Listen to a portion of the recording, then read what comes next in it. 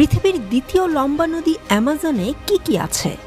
আয়তনের দিক থেকে অন্য যে কোনো নদীর চেয়ে এই নদীতে বেশি মিঠা পানি রয়েছে। পৃথিবীর সবচেয়ে বড় প্রজাতির নদীর ডলফিনের থাকার জায়গা এই নদী। এখানে আরও আছে ১০০ প্রজাতির বৈদ্যুতিক মাছ, ৬০ প্রজাতির পিরানহা, আছে আরও অনেক কিছুই, নেই শুধু সেতু। অ্যামাজন নদীতে সেতু নেই, এটা কেমন কথা? মানুষ যেখানে সাগরে সেতু বানিয়ে ফেলেছে সেখানে একটি নদী কিভাবে ছাড় পেয়েছে?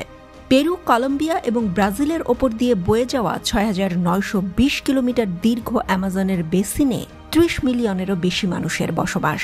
তাহলে তারা প্রয়োজনে নদীটি পার হয় কিভাবে? ব্রাজিল সরকার নদীটির ওপর কোনো ব্রিজ তৈরি করেনি কেন? বিস্তীর্ণ জলাভূমি এবং গভীর আর পুরো আন্ডারগ্রোথ সহ একটি রেইন ফরেস্টে সেতু আর প্রয়োজনীয় পথঘাট নির্মাণে কোনো অসুবিধা আছে? আসলে অ্যামাজনের দুই তীরে খুব কম মানুষ থাকে, তাই নদীটির দুই তীরে এমন কোনো পথঘাট গড়ে ওঠেনি যা জুড়ে দেওয়ার জন্য সেতু বানাতে হবে। নদীর তীরে যে কয়েকটি শহর আছে সেখানে নৌকা আর ফেরিতে করেই নদী পারাপার আর পণ্য আনা নেয়া করা হয়। সেখানে সেতু বানানো হলে এসব কাজ একটু দ্রুত হওয়া ছাড়া আর কোনো লাভ নেই।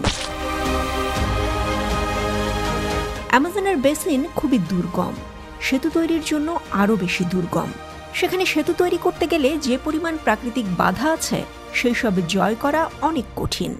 রাস্তা তৈরির জন্য প্রয়োজন শক্ত মাটির, সেতু বানাতে হলে লাগবে আরও শক্তিশালী মাটি যা সেতু আর ভারী সব পিলারের ভার সইতে পারবে।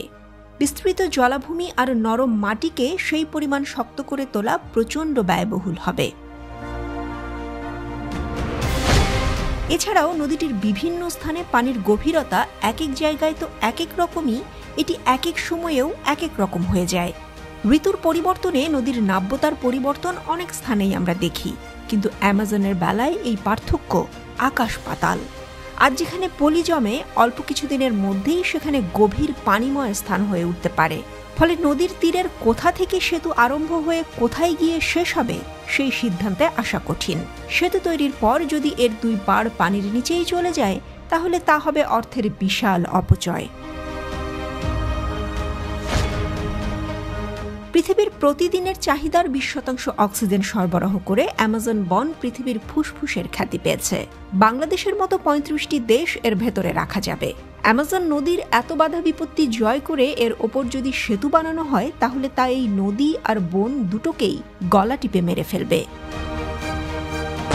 ২০১৯ সালে ব্রাজিলের তৎকালীন প্রেসিডেন্ট জেইর বলসোনারো তার রিও ব্র্যাঙ্কো প্রকল্পের অংশ হিসেবে অ্যামাজন জুড়ে একটি সেতু তৈরির কথা বলেছিলেন। তার বিভিন্ন সময়ের কার্যকলাপ পুরোপুরি অ্যামাজন বিরোধী। রেইন ফরেস্টের কাঠ কেটে সাফ করাকে উৎসাহিত করেছেন তিনি। দাবানলে বনটি ধ্বংস হওয়ার সময় তার বক্তব্য ছিল ব্রাজিলের এত বড় বনের দরকার নেই।